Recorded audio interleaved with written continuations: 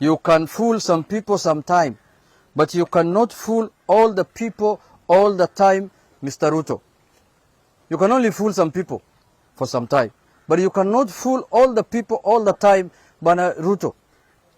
Let us allow Ruto to fool Musalia, Wetangula, Kingi and Mutua, among others. But let us tell Ruto he can't fool all of us. In any case, Kenyans agree with President Kenyatta that the presidency cannot and shall not be a preserve of two communities. We agree that with President Uhuru. The presidency cannot be the preserve of two communities. In Azimio, we have been clear from the start that Kenya needs a political and governance structure that accommodates all our communities, regions, and all their diversities. That is why we brought BBI. Now Ruto has opposed BBI vehemently for the last 5 years. Now today is creating the same position that BBI was advocating for Prime Minister and Deputy Prime Minister. He's not ashamed of himself. He spoke at Bomas 1, at Bomas 2, like somebody who came from the moon, and told Kenyans that we don't need positions. Today he's dishing out the same positions to Musalia and other people. That tells you what kind of character we are dealing with. A hypocrite per standard. He is the man who said we don't need BBI, we don't need to create positions. Now he's reinventing BBI through the back door. Why didn't he join the train of BBI if he thought that he needs this position so much like the way he's doing? That remains our stand. No code games is in. That is what Azimio is. In Azimio, we have a leader who has suffered for what is right and not what is convenient, because Ruto is doing what is convenient for him. When Kenyans wanted to have BBI, it was not convenient for him, he opposed. Now he needs it, it's convenient for him, he is reinventing BBI through the back door. Let us leave conmanship to Kenya Kwanza. Let us pity Ruto conned victims, but let us stand with what is right. As Azimio, we are determined to end this politics of conmanship and of taking adult politicians to the cleaners. Tunaonea huruma wale watu ambaye wamekuwa conned jana.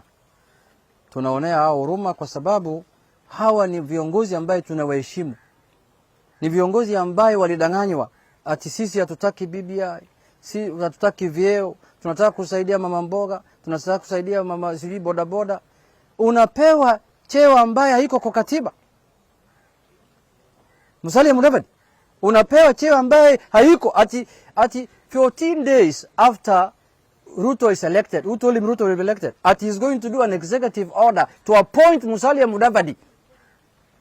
Really? And when we wanted to make that position constitutional through the BBI, Ruto said we don't need positions.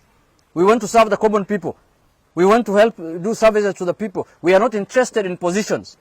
So nataka kusema kwa kumalizia ya kwamba hii siasa ya conmanship, sijui inaitwa nini kwa Kiswahili? Jose nisaidie bana. Utapeli. Siasa ya utapeli lazima ikome. Kama wananchi wanataka BBI, wanataka vyeo, sema ukweli. Usitengeneze vyeo kwa dirisha, kwa mlango ya nyuma. When the history of political conmanship is written, Kenya Kwanza will go down as the architect of the biggest political con game in independent Kenya. Musalia, Wetangula, Kingi, and Mutua have been conned by Ruto. I want to repeat this. Musalia, Wetangula, Kingi, and Mutua have been conned by Ruto. These 4 men have been conned. They have been conned. They have been allocated positions Ruto said will not exist. They have taken places we were told belong to Mamambogas. Now Mamamboga has no space. Boda Boda has no space. Their positions have been taken by Musalia, Wetangula, Kingi, and Mutua. Our friends, Musalia, Wetangula, Kingi, Mutua, you are caught in the throes of an elaborate con game and a wash scheme. You are being taken to the cleaners. You won't survive. Our thoughts and prayers are with you. To tell Musalia and Wetangula to deliver 70% of Western to Ruto is to con them. Because you know they cannot deliver that. Imagine if Musalia and Wetangula get 69.9%, they will not get those positions. 69.9%. They have to hit 70%. Is that not a con game? These two men have been assigned quotas they won't meet. In any case, there is a very strong feeling among Kenyans that the presidency must this time round go to Western Kenya. We cannot have a presidency that is rotating between one community to another community. If Musalia was serious, he should have gone for the presidency or the deputy presidency, bare minimum. Now he's going for a con game that you must produce 70% of Western votes so that you can get a position. That is modern slavery. That is demeaning a leader of the status of Musalia Mudavadi. It is very demeaning. Even President Kenyatta said the presidency cannot be a game of two communities. To expect Musalia and Wetangula to deliver 70% of Western Kenya to Ruto is to tell them to prepare their own political graves. Ruto has buried them completely.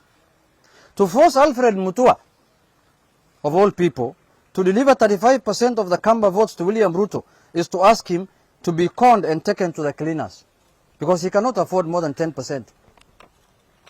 Ruto is to ask them to prepare. I mean, where does anyone expect on this earth?